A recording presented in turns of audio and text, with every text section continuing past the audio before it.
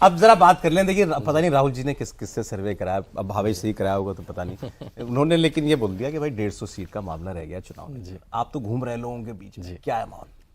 देखिए, मैं कई राज्यों में मेरी जो नई किताब आई है उसको लेके जा रहा हूँ। जब जाता हूँ तो 4-5 दिन आता हूँ तो कैंडिडेट से भी मिलना हो जाता है और जनता के बीच भी, जब आप टैक्सी में बैठते हैं, कहीं खाते पीते हैं, तो मेरे ख्याल से जो सर्वे, जैसे जो भावेश का सर्वे आया है, और क्योंकि हम लोग हर चैनल पे जाते हैं, मोटा मोटा नो नंबर्स हाँ, लेकिन जो भावेश ने सर्वे दिया है, लेकिन वैसा ही मोटा मोटा सर्वे हर जगह है। ऐसा नहीं है कि मेरे को कोई ऐसा सर्वे नहीं दिखा, मैं यहाँ पर नंबर के जो 200 सीट का सर्वे, ऐसा कोई सर्वे भाजपा के पक्ष में या उसके विपक्ष में नहीं दिखा।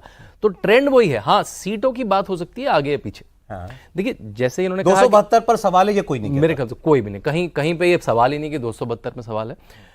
जैसे भावेश ने कहा, मैं भी बहुत सारे सर्वे जो करते हैं उनसे बात करता हूँ, 3-4 चीज़ों पे सर्वे होता है नॉर्मली। एक तो होता है कि हम जीत रहे हैं नहीं जीत रहे, दूसरा कैंडिडेट के अराउंड कि ये कैंडिडेट ठीक है, और कैंडिडेट की आइडेंटिटी क्या है, उसका कास्ट, उसका जेंडर, उसकी एज, उसके अराउंड कि हमें इस कास्ट से देना है, उस कास्ट से देना, ये होता है। और तीसरे मुद्दे क्या है, किस मुद्दे को उस कॉन्स्टिट्यूंसी में उठाया जाए। जैसे यूपी में भी और कई जगह कॉन्स्टिट्यूंसी वाइज मैनिफेस्टो भी बन रहा है कि वहां पर जब भाषण देने जाए तो किस बात पर ज्यादा बात हो।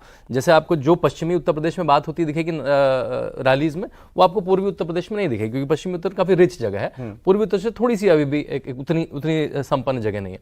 तो ये 3 चीजों पे बात होती है। मुझे याद है एक बार मैं उत्तर प्रदेश के संगठन मंत्री के साथ बैठा था 2019 चुनाव के बाद। ऐसे पूछा मैंने, कैसे आपके यहाँ टिकट दिए जाते हैं पार्लियामेंट्री कमेटी में? तो मैं सारी बात तो नहीं, कुछ बात बताऊंगा। उन्होंने कहा, पहले तो आप स्टेट से एक लिस्ट मांगते हैं, तो स्टेट के जो 2 लोग होते हैं, जो प्रदेश से होता है, संगठन मंत्री राज्यों में भी होता है, जैसे BL संतोष है, उनका एक काउंटर पार्ट जो पहले सुनील बंसल हुआ करते थे यूपी में। तो भाई वो एक नाम भेजेंगे। मैंने कहा, आप नाम कैसे भेजते हैं? आप सर्वे करते हैं? हमारा नॉर्मली क्वालिटेटिव सर्वे ज्यादा होता है, जो स्टेट पार्टी की यूनिट का होता है। वो क्वालिटेटिव क्या है, अगर वो जैसे विधानसभा का चुनाव है तो सांसद से पैनल के लिए 3 नाम मांगेगा कि भाई आपके यहाँ एक सांसद के अंडर में 5 सीट होती हैं, कि आप कौन कौन 3 कैंडिडेट का नाम दोगे। और वो सांसद भी गलत नाम नहीं दे सकता। मान लिया सांसद चाहे इसका नाम दे दूं, लेकिन उसे पता है कि सर्वे से टैली भी होगा, अगर मैं गलत नाम दूंगा तो पता लग जाएगा मैं किसी एक फालतू आदमी को बढ़ाने की कोशिश कर रहा हूं। फिर कई बार संघ के जो लोग हैं, संघ का अलग अलग स्तर पर, संघ का क्षेत्र प्रचारक है, विभाग प्रचारक है, प्रधान प्रचारक है, वहां के से भी 2 या 3 नाम लिए जाते हैं। फिर स्टेट यूनिट अपना एक नाम भेजती है। फिर जब वो सेंट्रल पार्लियामेंट्री कमेटी में आता है, तब वहां भावेश का सर्वे किसी और का सर्वे पहले से बड़ा होता है कि आपने जो 3 नाम दे वो तो मेरे सर्वे में विनेबल ही नहीं है, या फिर है विनेबल, आपने ये नाम क्यों नहीं दिया। तो वहां पर एडजस्टमेंट देखते हैं। और फिर अपोजिशन पार्टी का, देखिए आप चुनाव अकेले में तो लड़ नहीं रहे, वैक्यूम में तो लड़ नहीं रहे, आप सामने वाले का भी सर्वे, आप सामने वाले का सर्वे भी करवाते हैं, उनका पर लिस्ट भी होनी चाहिए। तो अभी आपके देखिए कुछ सीटें लेट है। रायबरेली का टिकट क्यों नहीं आया अभी तक? सही बात है, क्योंकि रायबरेली से भाजपा भी वेट कर रही है कि सामने से प्रियंका गांधी आती है कि कोई आम कैंडिडेट, तो कोई और कैंडिडेट, तो बड़ा कैंडिडेट आएगा, तो स्टार कैंडिडेट आएगा, अगर नहीं होगा तो कोई कार्यकर्ता शायद लड़ जाएगा। तो ये सब कैलकुलेशन देखिए 10 साल में सौरभ काफी डेटा ओरिएंटेड हो गया है चुनाव।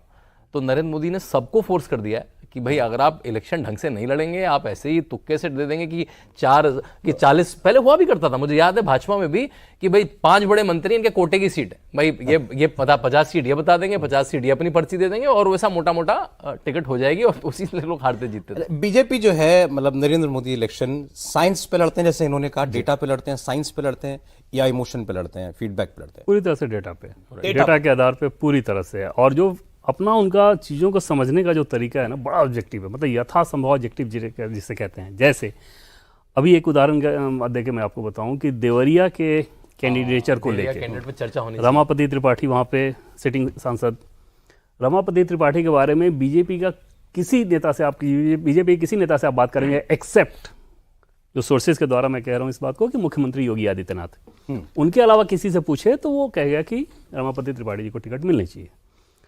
उनके बारे में माहौल था, सब कुछ था सामान्य तौर पे। लेकिन पार्टी का जो अपना फीडबैक का सिस्टम है, उसमें पार्टी को ये समझ में आ गया था कि नहीं, यहाँ पे हमें चेंज करना है। एक बड़े नेता ने पर्सनल रिक्वेस्ट किया पार्टी के दूसरे टॉप लीडर से कि उनको देना ठीक रहेगा इस बार के चुनाव में। कितना बड़ा नेता? बहुत बड़ा नेता, जो कि पहले 10 टिकट दिलवाते होंगे, 15 टिकट दिलवाते होंगे। अच्छा, उस लेवल के नेता ने रिक्वेस्ट किया, और जब नाम जब आया तो कोई और नाम था। मतलब इतना बड़ा नेता था कि मोदी जी को भी सोचना पड़ता है, सुनना तो पड़ता। हाँ, मैं सीरियसली नाम कह रहा हूँ कि ये हुआ, लेकिन उसके बावजूद क्योंकि वो फैक्ट से मेल नहीं खा रहा था तो वो काम नहीं किया। तो बीजेपी के अभी के दौर में कोटा सिस्टम खत्म है, बिल्कुल। ये बहुत कोटा important सिस्टम, बात। जैसे ये मैंने जो बात कही बक्सर में अश्वनी चौबे के आप कल्पना कर सकते थे कोई टिकट कट दे, किसी से पूछेगा तो वो नहीं मानता था। और इंडिया टीवी ने सबसे पहले इस रिपोर्ट को दिखाया था कि नहीं, उनका टिकट कट रहा है। उसके पीछे वजह यही थी कि पार्टी का जो फीडबैक सिस्टम है वहां से ये जानकारी मिल गई थी कि इनके खिलाफ। आप चाहे किसी के कितने करीबी हो, चाहे आपको मोदी जी कितना कहा पसंद जाता करते है कि हो, नरेंद्र मोदी आप हमेशा जीत के नहीं रहे करीब तो है। कोई मतलब आप नहीं। आप जीत नहीं रहे हैं तो कोई मतलब नहीं है। और नहीं जीतने वाले कैंडिडेट को तब दिया जाता है, जैसे फिरोजाबाद का उदाहरण आप देख लें, तो नहीं जीतने वाला कैंडिडेट अगर कोई कहे तो उसके पीछे वजह ये रहेगी सौरभ कि आपका कास्ट ऐसा है जो हमारी जीत में कहीं ना कहीं योगदान दे रहा है। गाजीपुर का उदाहरण, क्यों भूमिहार ही दिया गया? वहाँ पे 50,000 के आसपास भूमिहार हैं। कोई भी इस पर सवाल खड़े कर सकता है कि ये आपका कौन सा फीडबैक सिस्टम था कि जो जाति 50,000 की हो वहाँ पे एक पार्लियामेंट्री कॉन्स्टिट्यूंसी में, उसको आपने लोकसभा का टिकट दे दिया। लेकिन वहाँ जो पार्टी की सोच है, वो जो थिंकिंग था, वो चिंतन आपको एकदम लगेगा कि हाँ बिल्कुल सही है, होना ही चाहिए था कि सिर्फ गाजीपुर आपको नहीं देखना है, आपको देखना है घोसी, आपको देखना है बलिया, आपको देखना है आजमगढ़, आपको देखना है बनारस, आपको देखना है जौनपुर, जहाँ पे जितने भूमिहार फैले हुए हैं।